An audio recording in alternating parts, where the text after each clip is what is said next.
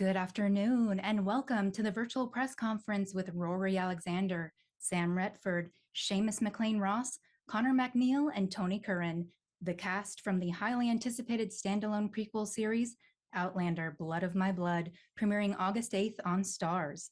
The newest series in the beloved Outlander universe, the epic romantic saga brings viewers from the war-torn battlefields of World War I to the sweeping highlands of 18th century Scotland, promising two new love stories filled with loyalty, passion, and desire as the young couples defy the forces that seek to tear them apart. We'll begin today with a few previously submitted questions. If you'd like to ask a question during the press conference, you can either raise your hand, and once you're called upon, please accept to be promoted to a panelist so you can unmute and turn your camera on. And remember to state your name and affiliation before you ask your questions. Or you can ask your question via the chat function by entering your name, affiliation, and your question in the chat, and our moderator will ask the question for you. We will get to your questions in the order it was received. Now, without further ado, please welcome Seamus McLean-Ross, Sam Retford, Connor MacNeil, Rory Alexander, and Tony Curran. All right, gentlemen, to kick things off, we're going to start with Seamus. So Seamus, and then we'll go back to front and end with Tony for this first question. All right, so if each of you can please share a little bit about who you play and give us 3 words that you think best describe your character. Go ahead, Seamus. Hi, I'm Seamus McLean-Ross, as I just said, but I play Colin Mackenzie, the eldest son of the Mackenzie family. And after Red Jacob's passing, Colin and Dougal are thrust into this world of political navigation to fight for that ultimate prize of the lairdship. Due to our father not leaving a clear heir, they are thrown into this world. 3 words to describe my character are stoic, intense, and all-seeing. Dougal. Dougal Are is... you going the right way? Did you say Tony? Sorry. Is it Tony next? Sorry. Is it? I'm not sure. I think who's this? Okay, sorry. Sam, you can go ahead. Clear as mud. Dougal is loyal, passionate, and fierce. Do we just do 3 words? So I'm Connor MacNeil. I play Ned Gowan, who is the legal advisor, the bleedier to the Mackenzie family. And I think 3 words to describe him are wise, loyal, and patient. I'm Roy Alexander. I play Myrta Fitzgibbons-Fraser, who is best friends and cousin to Brian Fraser, and I am sort of the ward of Mr. Lord Lovett. 3 words to describe his character: hopeful, loyal, and romantic. That was beautifully said. Hello there, my name's Tony Curran. I play Simon Fraser, Lord Lovett, clan chieftain of the Fraser clan. I would say he's Lord Lovett is devious, he's ambitious, and he's uncompromising. Lord Lovett has fallen down in his luck. He lives at Castle Leathers, which is unfortunately could do with a lick of paint. His clothes are somewhat ragged. He sold all his jewelry, and he wants to get back to the top of the echelons of his society and of the clan system. So keep an eye out for this guy. The old fox is coming to get you. Yeah. All right, now that we know a little bit about your characters, we're going to take some questions from our press today. Our first question is coming from Jamie Ruby with Sci-Fi Vision. Jamie, you can unmute yourself and ask your questions. Hi guys, thanks so much for talking to us today. I want you to talk about how the costumes help inform the decisions that you make, because obviously, period piece, it's a big part of it.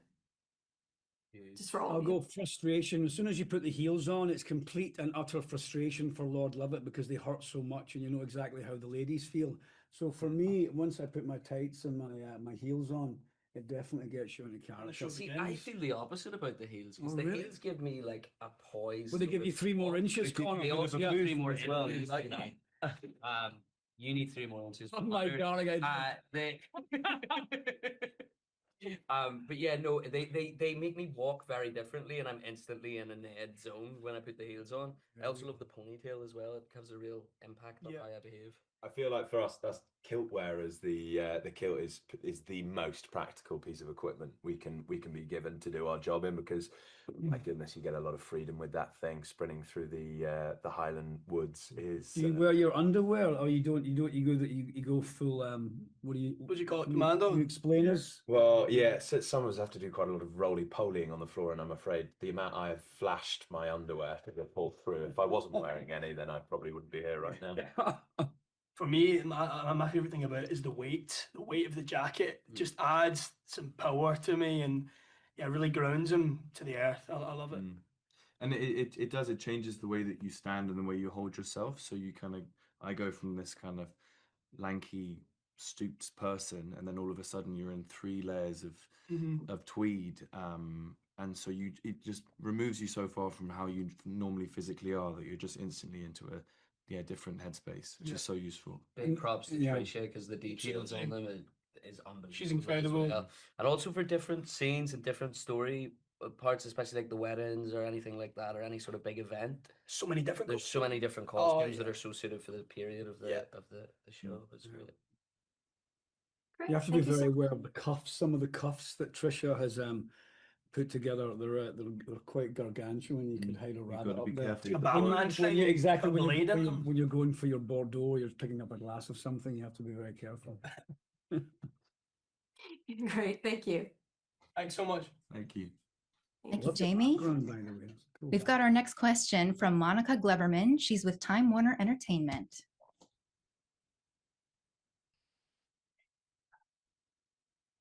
Hi, how is everyone? The lovely background. Lovely background. Oh, thank Oh, you. okay, I cool. love to be with a bunch of gorgeous men, so. No, you're looking at we all. So I got into this business. Thank you. So I'm going to jump in with a sort of a heavy question, but I love all of you guys and you're so fun. So I wanted to ask you, obviously there's a lot of myth and lore to all of your characters from Outlander. They are beloved. So I wanted to know from you guys what you think Blood of My Blood reframes, or how it kind of complicates what we think we already know about these families and their dynamics. Mm-hmm. Do you want to first start? Sure. I think in terms of reframing, Murta, I think, is seen as this quite jaded character in the Outlander world that people know. So the opportunity to go back, sort of pre-trauma, as it were, to see him on the other side of that when he's pretty wide-eyed and has high hopes for himself in the world, is a bit of a gift, because we kind of know where he's going to end up, but how he gets there, is going to be this kind of journey of highs and lows. So that's kind of the freedom of being like, actually, he might get his day in the sun, even if we know he doesn't necessarily end up there, which is a really fun thing to be able to show people who are interested in his story. I think the same with Ned, actually. Whenever you see him towards the end, he's very wise, and he's an old sage in Outlander. And this version, you see a fieriness in him that wasn't necessarily there in the other show. And it's kind of the journey of how he learned to become this sage old man, especially putting up with what these guys put him through. It's his kind of university in a way for it. It's a fantastic privilege to be given the blueprints essentially, and the end goal, and then you as an actor be able to fill in those gaps. And there is an infinitesimal amount of obstacles to be bounced between that allow us to end up at the Dougal, Colm, Ned, and Murta that we know and love. That's a great word. It's a great use of the word. Great word. Great word. Thank you. Is it me?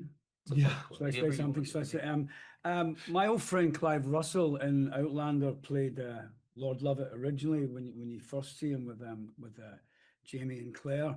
Going back to the sort of genesis of where a lot of these characters come from, it's lovely to get the opportunity to play someone who actually existed. Simon Fraser, Lord Lovett, fought in the Battle of Culloden before he was decapitated a few years later in the Tower of London. So to have the opportunity to play someone like this, and to fill his shoes or his boots, as it were, with the sort of intensity that the writing brings is a real joy. And to play against most of these fellas behind me, some of them I have played with, as it were. Some of them I've yet to encounter, but I look forward to it. And some people never play with. never play with Off them. limits. For me, Gary Lewis has got this kind of sardonic kind of cynicism in his portrayal of Colum in his older years. And again, I think for all of us, it's the formative years of the characters, and this is a time of Colum's life with inchoate development into becoming a leader of a clan.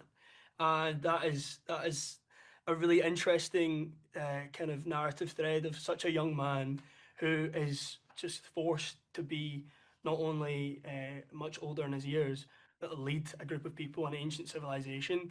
And his fire in his belly, I think there's up there for all of us. When they're older, they're more cynical about the world. When Colum's aspirations of what the clan can be and also wider society and his own ambitions are all there for him.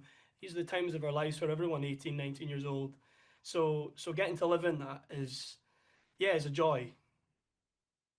Well, thank you guys so much. I adore all of you, and you were fantastic this season.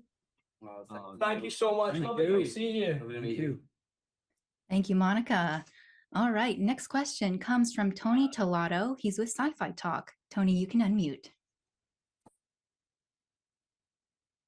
Hi, it's Tony Tolato. Actually, it's called now Exploring Humanity Through Sci-Fi is the new title. Great I want to title. ask you, gentlemen, there is a power vacuum as the series starts. So from the basis of your characters, is there any apprehension in this vacuum and what could end up happening? Maybe something positive or negative? Oh, absolutely. They are tumultuous times, especially in Castle Leog, when the shift of power is in play, especially when it's such a formidable character as Red Jacob, who has not only led the clan, he seized power from the previous successor.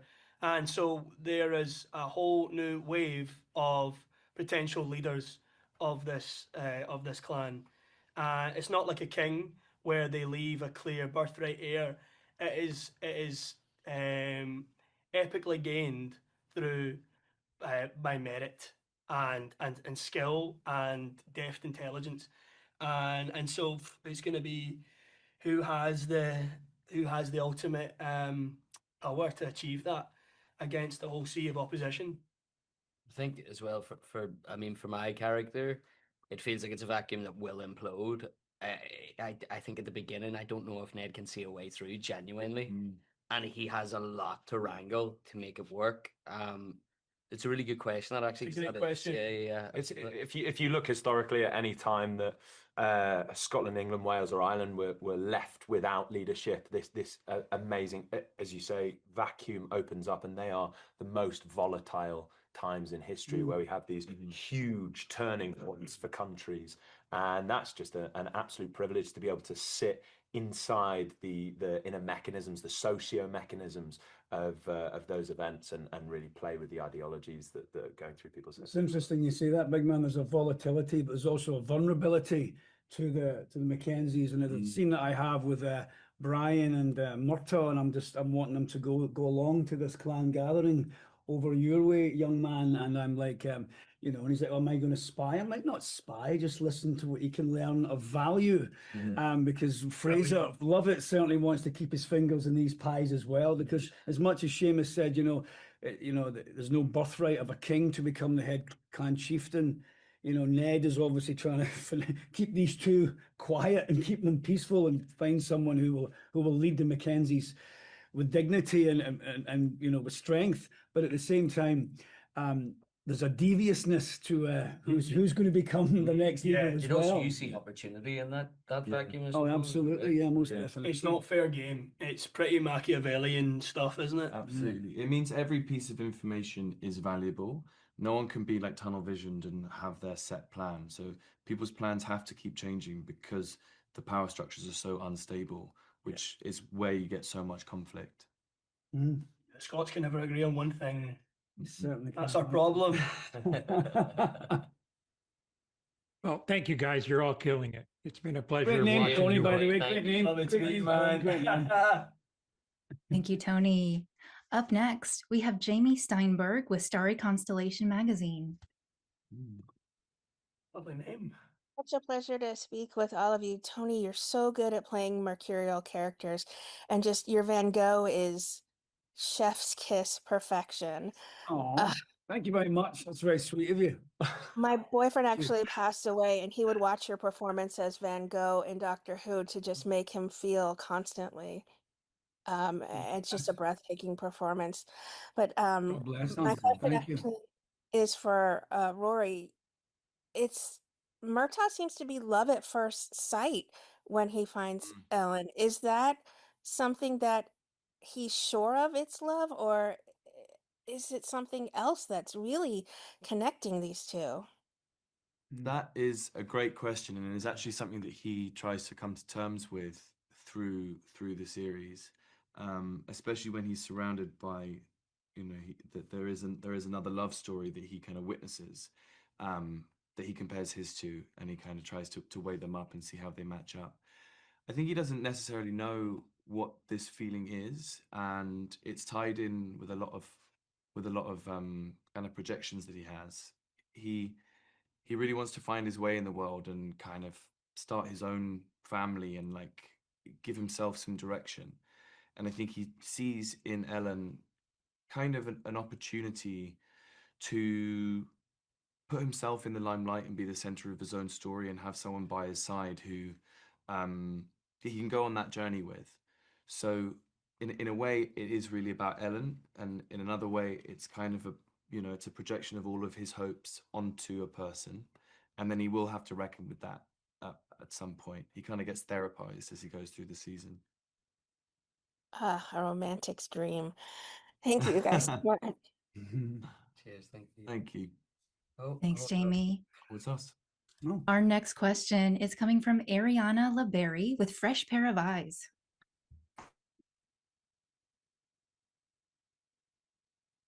Hi, you guys. Nice to meet all of you. Ariana. You all right? How are you?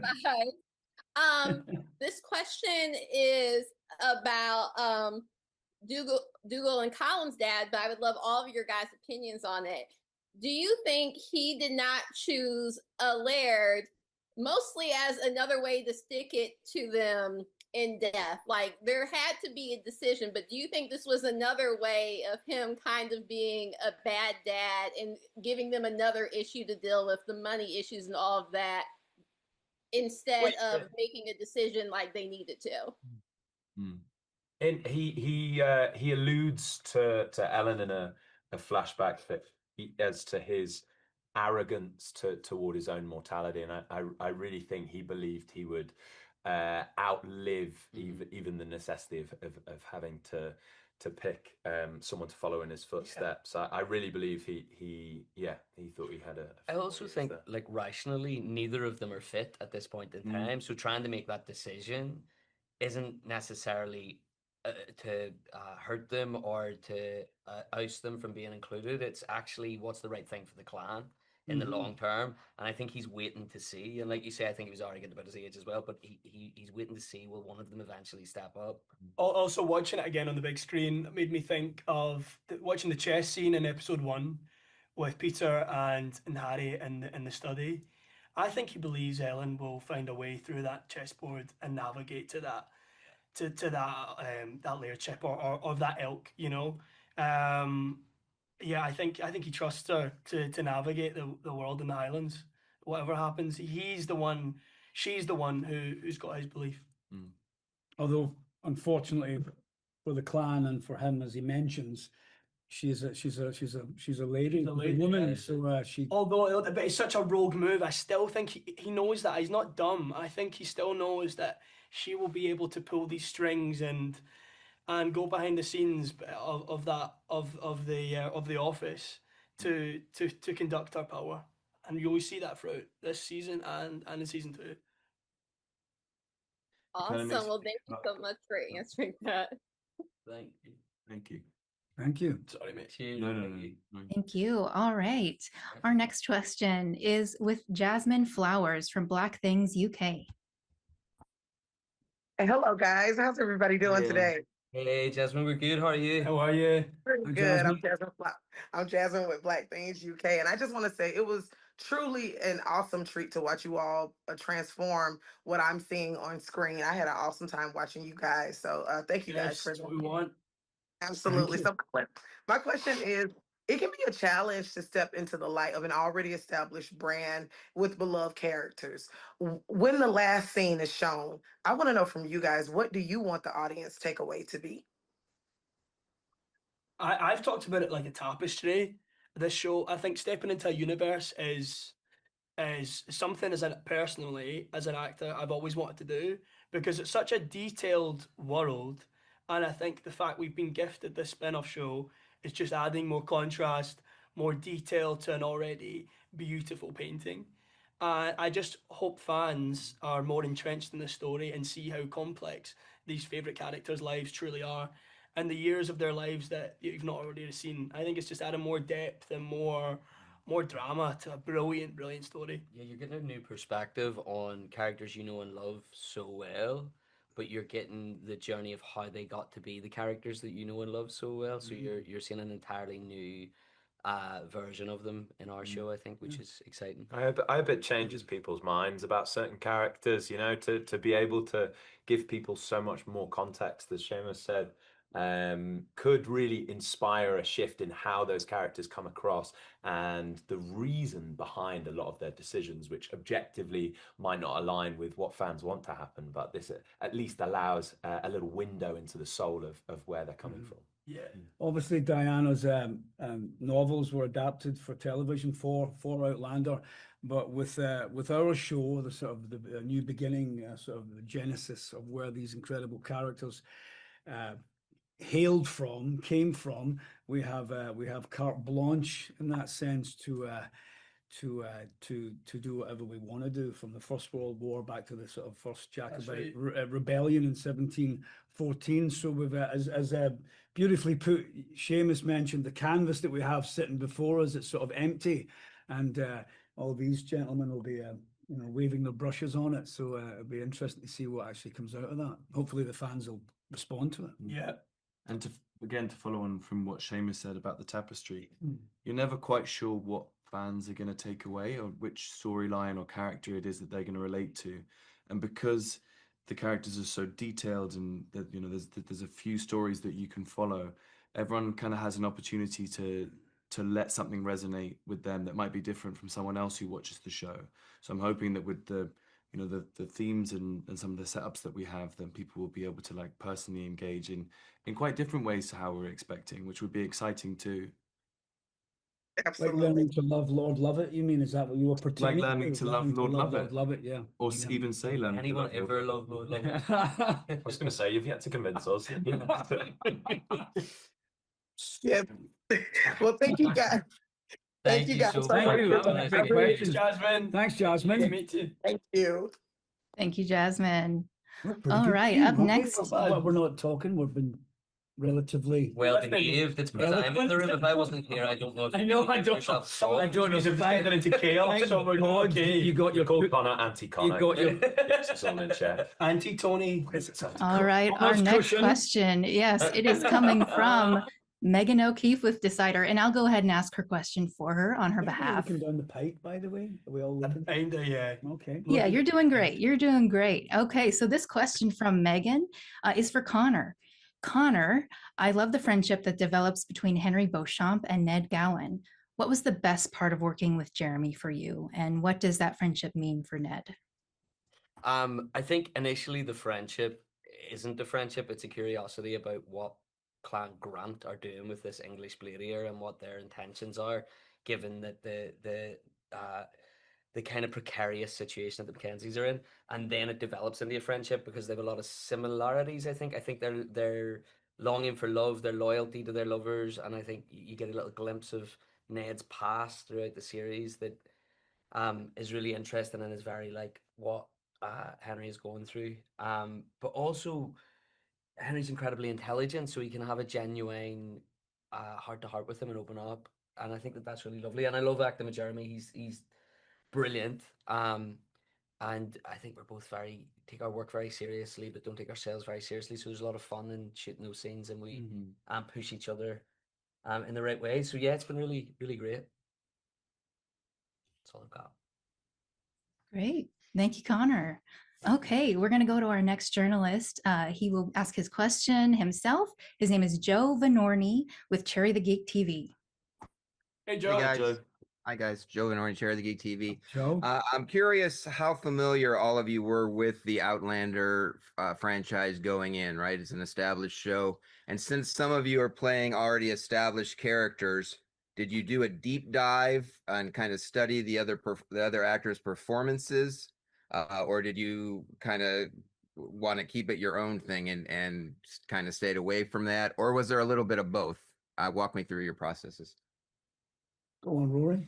For me, I took the second option, and Matt and Meryl kind of encouraged it to be like, don't go in and try and do an impersonation. So if you can at this point, keep clear. And I'd watched some of it prior to starting the process, but then I really tried to stop so that I didn't just do a bad impression of Duncan and kind of ruin what he had already done. But I think because it is the same world and universe, like once you step into that, there are some pretty clear guidelines around. So you feel like you're very much walking the same path, but just wearing kind of slightly different shoes. Well, actually, maybe we wear the same shoes. I don't know. But yeah, then I'm hoping that once like what I'm doing is really firmed up, then I'll get to go back and watch what Duncan did, like safe in the knowledge that I'm not going to now like change what I'm doing in accordance to him, but just to basically just learn more about the character and just to enjoy seeing what Duncan did with from a different perspective. I think it's really nice having the show as well because you know the destination. So like you get to make the journey and the plan for the journey to get to that destination. So it doesn't mean that you're making an exact replica of what they're doing, but you're going, oh, I see where I'm going towards. Do you know what I mean? So that's quite a useful thing to have. Yeah, and people change, especially when you're 18, 19 years old playing characters like Colin and Dougal. These guys have aspirations. I touched on it earlier in answers. They didn't think their life. Colin certainly didn't think he would have legs like he does. He didn't think he would face such obstacles as fighting for the leadership with his brother. So life throws all sorts of obstacles at you, and like Connor was saying, seeing where your characters end up gives you the freedom to show how he got there. I watched with regards to Lord Love It, I'd watched like three, 4 seasons when because my wife loves the show and all her friends love it. And I'd watched quite a lot of it, but I went and did a sort of historical, political deep dive into Simon Fraser. My nephew gave me this first edition book that he lives in Nuremberg in Germany, and he was at a little bookshop one day and he found this first edition, 1903 or something, and it was a biography about Simon Fraser, Lord Lovat, written by a Mackenzie, which was sort of, it was the irony is not lost on us all. And I just started flicking through it. It was over 100 years old, this book. You could smell the history. And then, there was all these incredible little fruits of little gems about how Lovat played both sides. He'd play the Jacobites, he'd be with the Redcoats. And, this individual, by all means necessary, what he wanted to do, he would do to get back on top of the to the glory days, as it were. So I think any actor doing a little bit of research like that is always helpful. You can find some gemstones. And then all of the sort of art and design then leads to the characters, leads to us bleeding into the characters rather than us replicating them. I think it's down really to the writing and the costumes. You are physically stepping into those shoes. And apart from me, I've got size 12 feet, and Graham had a little like sort of size 4 women's feet, I think. So unusual, really quite unusual. He struggles. Contrast. Yeah, he struggles to balance. Quite large and tiny little feet. But yeah, all of that sort of does the work. He's going to kill me for that. All of that sort of does. He didn't want the public to know as well. I had to sign they do know. Hi, Graham. all of the work is done for us, really. So we can bring those early days, which can, as Shema says, be a completely different person. By the time we get to them in 30 years, they've been through so much. Yeah, that really, yeah. it's open to Maybe the audience. unrecognizable, really. Yeah. Awesome. Well, thank you so much. Looking forward to seeing. Thanks for the question, my friend. Thank you. Thank you, guys. Cheers, man. Thank you, Joe. Okay, our next question comes from Genevieve McBride with Skewed and Reviewed, and I'll go ahead and ask her question for her. This is for Seamus and Sam. Seamus and Sam, the notes state that Colum and Dougal are on the same quest, but only one can be chosen as Laird. How did you and Sam work together to establish the sibling rivalry and tension between your characters? Said this before, I'll say it again. First time I met Sam as Dougal, he really pissed me off. He really annoyed me. It was just so easy to All those shoes. yeah, obviously, exactly, to act with hatred. I mean, it was just really fun to act with Sam. The scenes are so good, and Sam just has this presence as Dougal that just infuriates Colum. Every attempt Colum tries to make of trying to reason with him, trying to lecture him, trying to assault him with his kind of onslaught of abuse towards him, of how frustrating he finds him, Dougal just rejects it. And likewise with Dougal to Colum, the two of them just don't listen to each other, which makes for just a fire in your belly because it's just so infuriating. Yeah, I think our Lord and leader Matthew Roberts is mainly responsible for the frustration that I feel within scenes. It's so easy to play when the writing is essentially sketches out these journeys where they are having a monologue, even when they're talking to each other, because neither of them are listening to each other. They just both keep hammering down this same path, and it's so frustrating as an outsider to look into that, and you have so much empathy for it because you're just like, please listen to each other, and that's where our gorgeous Ned comes in. They're incredibly stubborn, aren't they? The pair of them. Yeah. God, Ned's got a heck of a job to do. Mackenzie, Can't you find a middle ground? And poor Ned's like, well, pulling I his think hair we out. want to get the reward of seeing that, because in the original show you see them come together and there's a much more mutual respect than you see in our show. So this show will show how that came to be. This show will show. Show will show, baby. Show must go on. I'm a show off. Show business. Thank you. Thank you for that. Okay, we're going to take a question directly from the next journalist. This is Aaron Conrad with 3F by Space. Hi, guys. I'm Aaron, are you in Scotland? Look at that beautiful backdrop. No, that's just the camera work. Oh, I'm really enjoying it. And Tony, I'm going to echo what a previous panelist said about your role in Doctor Who. That was fabulous. And I know I've seen a couple of you others called The Midwife and some other shows. So this is fun. I have a theory there are only about 5 British actors. So question for all of you. I'm Irish. What That's okay. do you... Scottish. Scottish and Irish. But yeah, yes. What do you like or dislike about your characters or about portraying these characters? I like the fact that he's got this single-mindedness, Lord Lovett.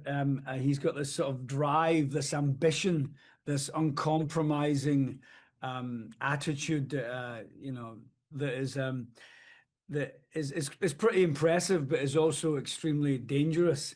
I admire elements of that, but apart from that, playing a megalomaniac narcissist, there's not much else that I would want my children to be like Lord Lovett, frankly. Right, but right. his single-mindedness and his drive, I think, is very impressive. There you go, put that in your pipe and smoke it. Yeah, Dougal's less talking, more punching attitude is extremely fun to play. It's something that doesn't require too much meditative thought, and that is that's great fun to go to work and do.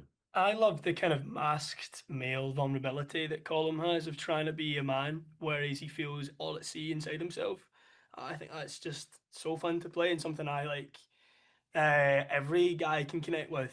So that's really fun. I love Ned's patience. I would love to have more of Ned's patience and also his quick fire solutions that he somehow just pulls out of thin air at times. I would love to have that. Could all do with that. Yeah. He could do with that while working with us, to be fair. Yeah. True. Needs it. I need a little more patience with both of them. Just a little bit. I wish my character was more like my character in Call the Midwife. But it's Shout out. It's shout out called Midwife. It's a different time period. Mert is very wide-eyed. He's full of hope. He's a bit like a clown who keeps getting knocked over and he just kind of springs back up again, like covered in slightly more mud and like with a slightly bigger bruise. And he's not resilient, but he does just keep bouncing back, which I admire. But sometimes I just wish he'd stand up for himself a little bit more and maybe not always bow down to what this man tells him to do. Well, thank you very much. I really appreciate it. I'm You enjoying enjoyed the my show. Thanks for your question, my love. Thank you. Thanks, Aaron. Stand up for yourself. Enjoy the Highlands. Enjoy the Highlands. Next up, we've got Heather Perry with Cumulus Media. In Orange County. Hi, guys. Hi, Hey. Heather. Great How are Strange you? name there. My bonnie Heather. I changed it just for this interview. Actually, before I ask my question, I have poured myself a wee dram of Sassenach. Oh, come And, on. Talking of a wee dram, this is not coffee. I Oh, just figure share. when's the next time I'm going to get a chance to do it with Clan Mackenzie and Clan Fraser? So let's go, baby. I hope it's the Sassenach. Oh, it is. And it's Easy, well done. Fiery, eh? Good luck. and it definitely is, especially before dinner. So let's go. So my Fabulous. question for you guys, well, I've watched the first 6 episodes and I'm in love. I could watch them over and over again. You guys did such a great job. And I think that the Outlander fan base will also feel the same way. So Thank you so much. you're welcome. My question is, from this moment, right this moment on, go back to when you found out that you got the part. What has been the biggest pinch me moment for you personally? Was it going to the castle? Was it going to Comic-Con and seeing all the fans cheer for you? What do you think? And I know it's hard because it's probably a long period of time, but what's like one major moment that you just went, oh my God, I can't believe this is happening to me? I think working with Tony Curran and Peter Mullen was quite a big thing. I think stepping onto a set where those caliber of actors are there is quite a pinch me moment. Yeah. It's a great answer. Yeah. It's true. 'Cause I remember the moment I found out that Peter Mullen was playing my dad, and he, growing up, and still is my favourite actor, and so many Scottish actors' favourite actor. So the moment I found out that was happening, I couldn't stop screaming like a little girl. So if only you heard that. So yeah. We had a moment the other day where we came off the plane to San Diego and we came around the corner with our bags and there were people waiting for us in the airport for us to sign things. And it felt like the bit in Bend It Like Beckham. That was all I could think in my head. It was like when they see David Beckham in the airport and people are taking pictures of them. That's sort of my life goal has been to be a bit like David Beckham. So that was my 30 seconds of Beck. Start wearing a sarong. Yeah. So Just for practice your life. Work on that accent as well. Victoria.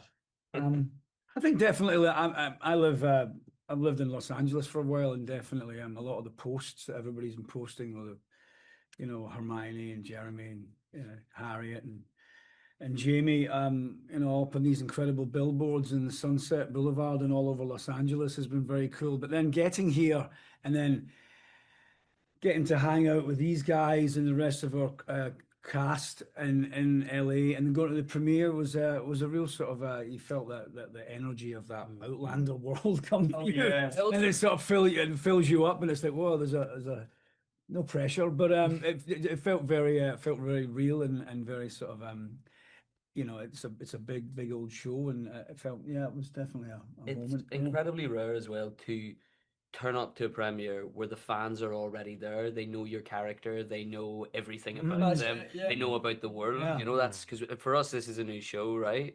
but yet it has Yeah. this established base of fans there who are so supportive, and that's quite a bizarre and brilliant experience. And also the fact that I don't know, but me and Connor got together. I don't know if you noticed or anybody knows this, but because the red carpet is normally there, because we're blue eyes and redheads, we asked for the blue carpet. I always thought at first they were joking and it wasn't ever going to happen, but they did. They brought the blue carpet, which is incredible, wasn't it? Incredible. That was a true story, by the way. True story. That was a pinch. Just for the gingers. Just for the gingers. My autobiography.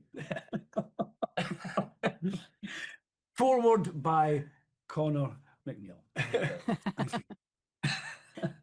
Thanks for And your I thought question. That was lovely. Oh, thank you. No problem. On Listen, Jabbar. I do a morning show in New England in Providence. I'm on the air every morning, so anytime you want to come by, I'll even bring the whiskey. So I like it. We'll bring some to Crack the car down and have a yard. Enjoy finishing that bottle. Enjoy finishing that bottle before dinner. More power enjoy to you. the ride and buckle up. Thank you so much. Bye. Thanks, Heather. Okay, Hello, our next Dusty. question is coming from Kuya P with Nerds Rule the World. Hey, Hello, man. gentlemen. What's It's a up, pleasure to man? chat with How you you doing? guys. Hopefully, my connection's stable. Thanks, guys. It's a pleasure to chat with you all. If I could put my actor hat on, I'm a fellow actor. I'm curious from you guys with a series like this that blends a lot of romantic situations as well as action sequences. What do you get most nervous about? For me, it's like, kind of the same. I'm curious for you all individually. Do you get a little bit more nervous with romance or a little bit more nervous with the action? Well, I've not done any action, so. Or romance. Or romance. What are you doing?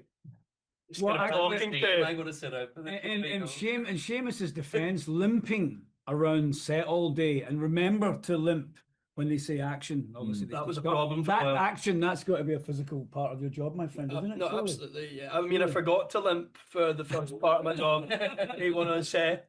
Sam thought I was going to get fired because the director just keeps shouting, "Limp, limp!" I'd kind of run away after him in scenes. So yeah, that was an obstacle enough in itself.